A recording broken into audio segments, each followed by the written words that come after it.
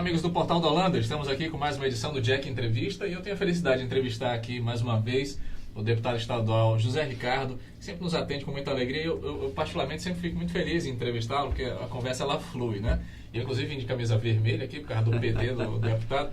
Deputado, obrigado por ter atendido nosso convite, é uma honra tê-lo aqui. Tá certo, não, uma satisfação mais uma vez estar aqui na Holanda, né? Na Holanda ele sabe que é muito assistido e acompanhado, né? Todo o portal.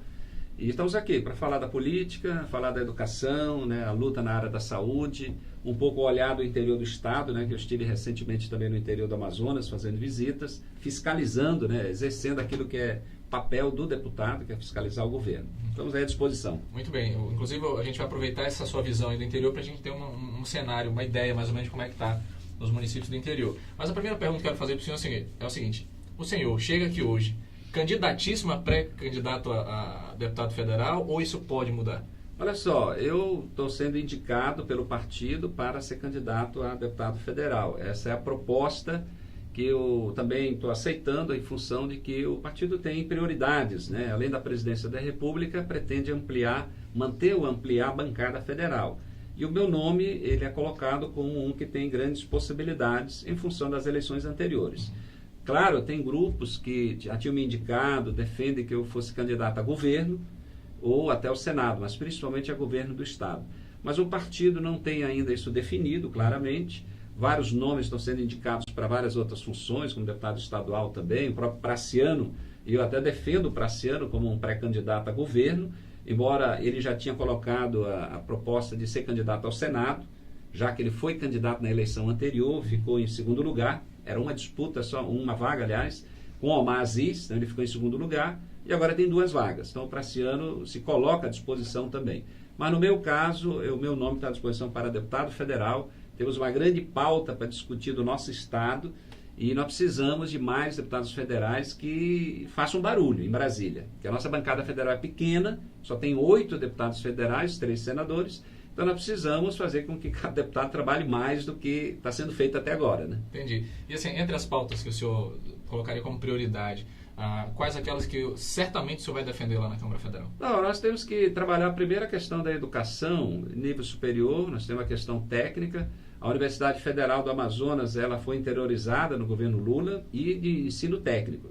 Você sabe que quando o Lula assumiu, tinha 3 escolas técnicas aqui no Amazonas, e hoje tem 15. Então houve uma expansão muito grande que precisa de apoio, e é a área da educação, é oportunidades para os nossos jovens. Mas nós precisamos estar aqui tratando da questão de alternativas econômicas. E eu olho muito o seguinte, nós temos toda essa biodiversidade, que todo mundo coloca como sendo um caminho importante. Podemos estar produzindo peixe, por exemplo, né, em grande escala, mas precisamos de investimentos, de tecnologia, de ciência, de pesquisa. E eu defendo que esses recursos que vêm aí do polo industrial, do P&D, possam ser direcionados para isso. Não é pouco recurso. Então nós temos que tratar disso. Eu pretendo brigar muito em relação a isso. Depois nós temos que cuidar dos investimentos na logística, né? O Amazonas é grande, precisamos cuidar não só da comunicação, que é fundamental, a internet, mas a área de transporte, aéreo, fluvial, rodoviários. É uma vergonha, né, o fato de você ter poucas estradas e pouca manutenção também. Mas o papel do deputado federal é exatamente buscar recursos, trazer propostas, projetos, fazer com que o governo federal olhe para o nosso estado como um estado importante, estratégico, regiões de fronteira, portanto é uma área estratégica para uma questão de soberania, no combate ao narcotráfico, o cuidado com as nossas riquezas, né, que há muito interesse também. Então não falta pautas de lutas de defesa dos interesses do nosso estado. E eu acrescentaria a questão dos indígenas, porque o Amazonas é o estado que tem a maior quantidade de povos indígenas do Brasil. Isso é uma riqueza cultural muito grande. Nós não estamos cuidando disso, porque nós podíamos estar trabalhando para garantir renda e melhor qualidade de vida dos indígenas, trabalhar o artesanato, o turismo. O mundo inteiro quer conhecer o Amazonas, quer conhecer a natureza. E os índios? E os indígenas. A cultura, a culinária, né, costumes, música, dança, todo mundo, até mesmo nós no Brasil, que conhecemos pouco, mesmo amazonenses. Então nós temos que cuidar disso. É uma fonte de renda para todos. Isso tem que ser trabalhado, pretendo me envolver bastante nisso. Muito bem. A gente vem agora para uma coisa assim local. Uma panela de pressão estourou no que diz respeito à educação. Vários anos aí de descaso no que diz respeito aos professores. Agora explodiu na mão de todo mundo. Porque é o governo, de uma certa forma, e a Assembleia também sendo cobrada, porque acabou silenciando durante esses anos para não garantir que esses direitos fossem executados e tal. E amanhã o secretário de Educação vai estar na Assembleia, a propósito, resultado de um pedido que o senhor fez, né, de uma propositura sua. E o que se espera amanhã nessa conversa com o secretário? Olha, na verdade estamos esperando, primeiro, que o governo cumpra a legislação, cumpra a lei. Quando eu falo governo, estou falando do atual governante, da mesma forma como cobrei dos governantes anteriores que tinham a responsabilidade de cumprir a lei, por exemplo, da database. Ora, foi aprovado projeto de lei do governo, aprovado na Assembleia, a database, 1º de março. Então, 1º de março é a data para o governo atualizar os salários dos professores, baseado na inflação dos 12 meses anteriores. Simples. É isso. Só que os governos não estão cumprindo. Agora está sendo cobrado amazonino 4 anos, 4 datas base, que o acumulado dá próximo de 30%. Eu vi uma exposição do Diese, agora no sábado, fazendo uma demonstração dos percentuais, que dá 28%, quase 29%. Isso os professores têm, assim, direito sem dúvida nenhuma. O governo tem que pagar. Agora, o governo tem que apresentar uma proposta dizendo como vai pagar. O que eu vi até agora do governo, primeiro falando em 4%, quase 5%, eu vi o secretário falar em 8%, e a última proposta que foi apresentada é de pagar esses 4%, quase 5%, e mais 10% parcelado aí até o final do ano. Ora, se eles têm direito a quase 30%, eu acho que esse é o valor que tem que ser tratado. Ser parcelado, negociado, acertado. O governo tem que fazer isso, resumidamente. Mas tem limites, problema de disponibilidade de recursos, limite da responsabilidade fiscal. É meio relativo, porque tem um impacto. O impacto ele é amortizado a partir do parcelamento, se for o caso. A partir também da arrecadação. A gente sabe que a arrecadação já teve uma melhora no começo do ano. Então, se já teve, há uma expectativa de se manter nesse patamar. Mais de 40% foi o aumento do repasse do Fundeb nos 2 primeiros meses desse ano comparado ao ano passado. Então, significa que se é mais de 40%, e é daí que vem o dinheiro, lógico, você tem condições de acertar esses 30% com os professores. Essa é a lógica de números macro. Claro que o governo tem que mostrar com mais detalhes. A gente nunca sabe quais são as informações verdadeiras do governo, com precisão para poder convencer. Transparência não tem isso. Os valores aparecem como macro, mas não detalham, por exemplo, qual é o impacto realmente de um aumento do salário dos professores, ou de atualização. Qual é o tamanho desse impacto? Amanhã o secretário vai apresentar isso? Espero que amanhã, na audiência que foi acertada, que é uma convocação do secretário, foi aprovada na mesa diretora, ele possa demonstrar isso. Não sei se é ele, se é o secretário de Fazenda também teria que mostrar, mas o certo é que não dá. Os professores estão lutando por algo que foi fixado em lei que o próprio governo apresentou. Então não tem muita discussão. A outra são as promoções. Aí já é a lei de cargos e carreiras dos professores. Porque tem professores esperando já há 3, 4 anos. O direito que tem das promoções são mais de 3.000, em torno de 3.500 promoções, por tempo de serviço e por qualificação, né? O professor estuda, faz um curso de mestrado, especialização, então ele tem direito também a um reajuste. Isso não está sendo pago. Então já é um outro fator. E tem os benefícios, alimentação, transporte, o aumento do benefício da alimentação.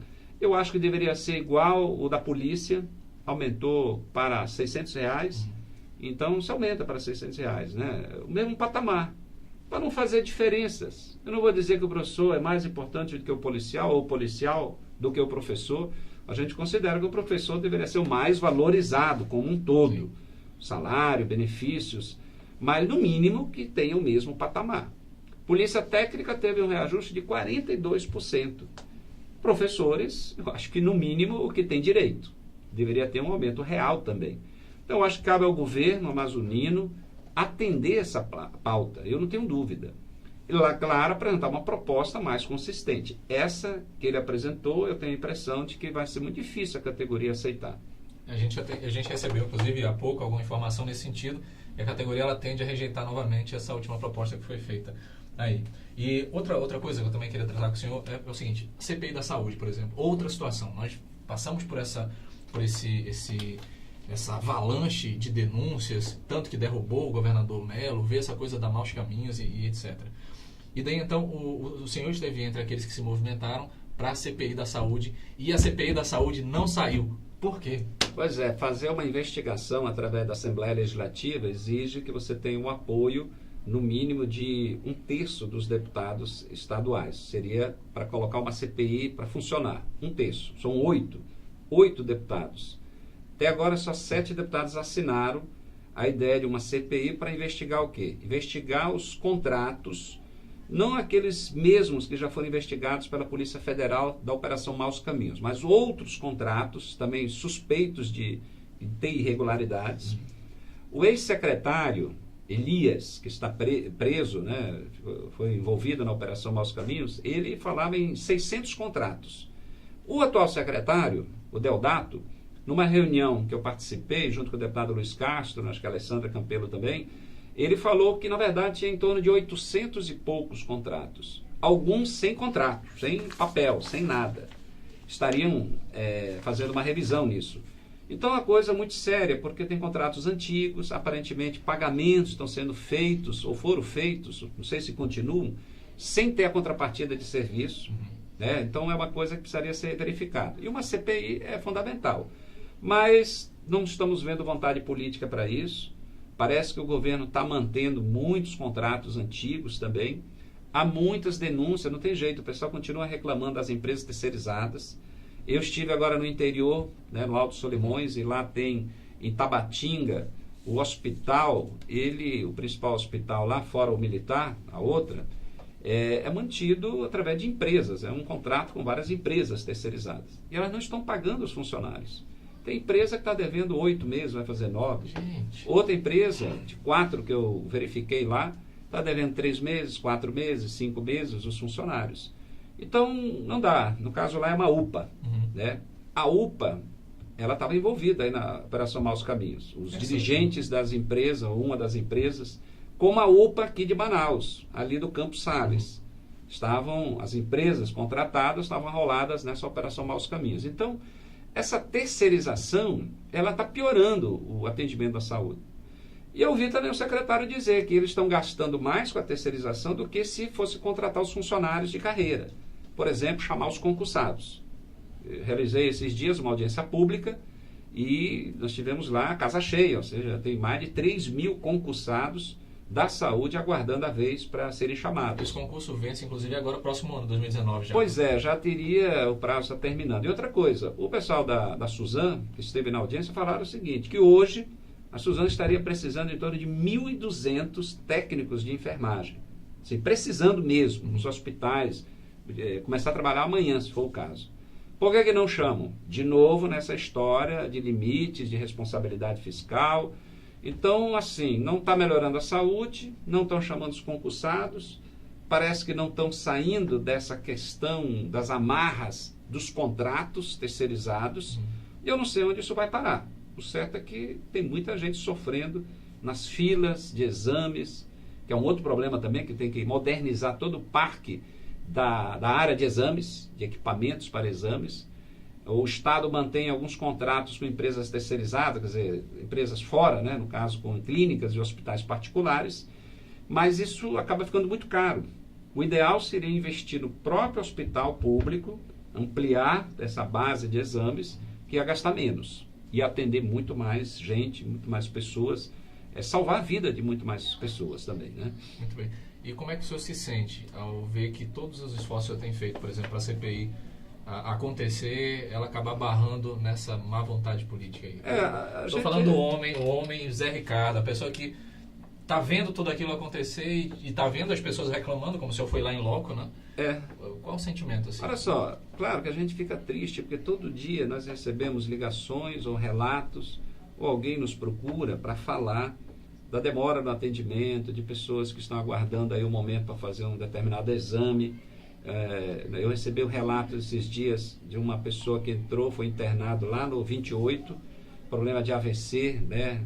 E aí teria que ser transferido para outra unidade de saúde, porque lá parece que algum equipamento não estava funcionando, teria que Francisca Mendes, acabou sendo encaminhado para o João Lúcio, estava no 28, foi para o João Lúcio, deu complicações, no final acabou chegando no Platão Araújo, também na Zona Leste. Depois de 4 dias, essa peregrinação de falta de equipamentos, em 2 trajetos faltou ambulância, ele morreu. Uma pessoa com 39 anos de idade, morreu porque não tinha os equipamentos, não houve o atendimento adequado. Assim tem pessoas morrendo quase todo dia. Outro senhor, agora essa semana, ele disse, olha, eu dei entrada, o médico mandou fazer exame de coração, concluiu que tem que fazer um cateterismo. Isso foi em setembro do ano passado. A última informação dele, que o exame dele seria em outubro deste ano, portanto 1 ano para fazer o cateterismo. Mas a família acha que ele não sobrevive até lá. Tem uma fila enorme de pessoas aguardando o cateterismo. Aí você vai lá e verifica que só tem um equipamento para atender. Mas por que só tem um? Porque não compraram, não investiram nos demais. Quanto custa? Quando você vai olhar o valor, não são valores tão extraordinários que o governo não tem como resolver. Então, precisa ter investimento nos equipamentos, para os exames mais sofisticados, para esse atendimento da saúde especializada, que é de média e alta complexidade, que é o papel do Estado. Então dói quando a gente ouve esses relatos, quando a gente sabe que alguém já morreu, quando você vai atrás e vê que não é um caso, mas tem centenas na fila, e que amanhã pode ser alguém mais próximo da gente, pode ser qualquer um. Eu até digo, olha, amanhã um pai nosso, uma mãe, um filho nosso, deputado, vai precisar. Porque não é todo mundo que pega um avião e vai para outro lugar. Por exemplo, pronto-socorro. Todo mundo vai para o pronto-socorro na hora que der um problema maior. Não vai para um hospital particular, vai para o pronto-socorro. Então o pronto-socorro precisa ter toda a estrutura, inclusive se tiver que internar, para cuidar da saúde. É uma questão que vale para todo mundo. Então esse é o esforço. A CPI não é para sair perseguindo ninguém, mas é para levantar essa situação dos contratos, saber o que está se pagando de forma exagerada ou irregular, se é o caso. Mas a Operação Maus Caminhos mostrou a coisa absurda de alguém, um empresário, esbanjando dinheiro, recebendo milhões sem prestar serviço e, pelas investigações, né, por isso que foram presos tantos secretários, aparentemente com a participação, com o apoio de pessoas que deveriam estar cuidando da saúde do povo, um secretário de saúde. Se é verdadeiro as denúncias de que recebiam dinheiro, propina, para favorecer essas empresas, é um absurdo. Para isso tem a justiça, são pessoas que têm que pagar por isso. Mas quantos outros contratos também não tem por aí acontecendo lá e a gente não sabe? Para isso a investigação está difícil, porque não aparece mais um deputado para assinar, subscrever o pedido de CPI. O deputado ele não pode falar isso por questão de decoro, mas eu posso falar, né? O que dá a entender um deputado não querer assinar essa CPI é que ele tem rabo preso. Esse ano é ano de eleição. Então, acho interessante você saber quais são os deputados que assinaram, quais são aqueles que não assinaram. Esse pessoal que não assinou pode ter o rabo preso, sim, viu? Deputado, o tempo está passando rápido, assim, são várias coisas. O senhor tem um projeto que é para obrigar que em cada delegacia tenha uma policial feminina, que nem todos os casos acaba tendo, até para garantir esse atendimento das mulheres. O senhor também é um defensor dessa questão da proteção da mulher que sofre violência, enfim. O seu trabalho ele é muito, tem uma gama gigantesca assim, de alcance, inclusive nessa questão até mesmo dos direitos humanos. Recentemente a gente teve uma vereadora no Rio de Janeiro que acabou morrendo em decorrência disso. O senhor sente que a sociedade ela tem percebido a sua atuação como algo positiva, ou o senhor acha que ainda está sendo jogado na vala comum dos políticos também? Como é que o senhor enfrenta isso? Não, primeiro em relação ao direito das mulheres, né, uma questão de direitos humanos. Quando a gente fala de direitos humanos, e eu presido a Comissão de Direitos Humanos da Assembleia Legislativa, ainda existem alguns meios na sociedade, até meio de comunicação, certos programas que acabam desvirtuando o sentido de quem luta pelos direitos das pessoas, direitos humanos. Ora, todo mundo tem um dever até de humanidade, de lutar por quem mais precisa, lutar pela justiça. A nossa Constituição, a brasileira, é uma das mais avançadas do mundo em termos de direitos. Fala o direito à saúde, então lutar pela saúde é direitos humanos. Fala da alimentação, lutar para garantir que as pessoas tenham o direito mínimo de se alimentar, de ter direito à água, é direitos humanos. Direito à moradia, direito ao trabalho, ao salário justo. E o direito de defesa, o direito de você, não importa quem seja, o crime que cometeu, tem o direito de ter uma defesa, né? E se for comprovado que você cometeu um crime, vai pagar por isso, vai perder a liberdade naquele período. Você sabe que uma pessoa apenada, aprisionada, uma vez condenada pelo crime comprovado, ela só perde um direito, o direito à liberdade naquele período. Ele continua tendo o direito de estudar, de trabalhar. Aliás, da questão dos presos, é um negócio interessante. A lei de execução penal é bem clara, nossa lei é muito boa de execução penal. Preso é para trabalhar. Agora, como é que ele vai trabalhar se a estrutura da penitenciária não está organizada para ele trabalhar? Então ele fica lá encarcerado com vários outros, sem fazer nada e sendo um custo para a sociedade. Claro, a lei muito boa nossa diz não é para trabalhar. Você vai ter uma pessoa que vai fazer um tratamento de dependência química para sair dessa, o trabalho é parte do processo. A mesma coisa alguém que está preso por algum crime. O trabalho é parte de um processo de ressocialização. Mas na prática não colocam. Aí realmente é um custo enorme para a sociedade. É um assassino, é alguém lá, às vezes nem é um assassino, mas cometeu outros crimes. É um custo. Mas ele não trabalha porque não tem condições, porque a estrutura não oferece isso. Portanto, é questão de direitos. E no caso das mulheres, a violência cresceu nos últimos anos. Nós temos mais leis para amparar, tem mais legislação. Claro que também tem mais denúncias, tem mais gente usando os canais de denúncia. Mas o certo é que nós temos que trabalhar para superar essa violência. Está certa a Igreja Católica, que esse ano na campanha da fraternidade traz esse tema da segurança, o tema da violência, mas num foco de trabalharmos para superar. Nós não podemos alimentar a violência. Não é botando armas na mão de todo mundo que nós vamos resolver. Senão, estaria resolvido nos outros países já, né? Nós precisamos trabalhar, no caso, a educação, nós temos que tirar o jovem das drogas, nós temos que combater não só lá quem vende droga, mas o consumo. Saber por que tem tanta gente consumindo drogas.